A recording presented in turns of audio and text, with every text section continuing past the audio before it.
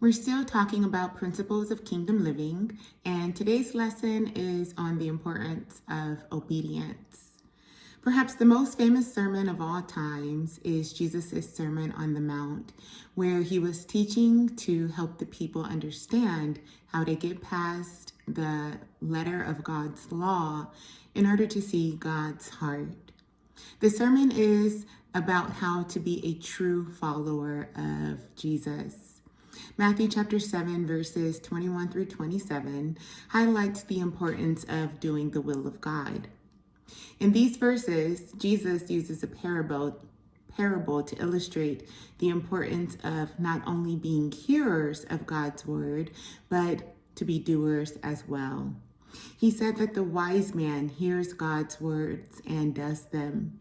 He is like a man who builds his house upon a rock, which can withstand the storms and will not be washed away.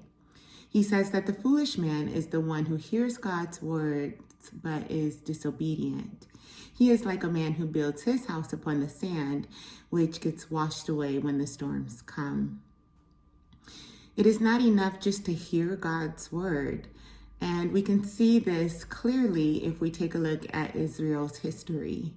Over and over again, Jesus sent messengers to give his teachings to the Israelites, and over again, they disobeyed, and that led them to bondage and severe judgment and consequences. The parable further illustrates that the storms of life are inevitable. You can't get around them. You can't get around misfortune, mishaps, things that aren't favorable.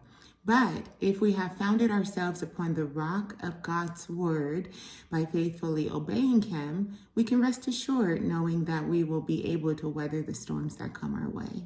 So today I leave you with this reminder to not only be hearers of God's word, but to be doers as well.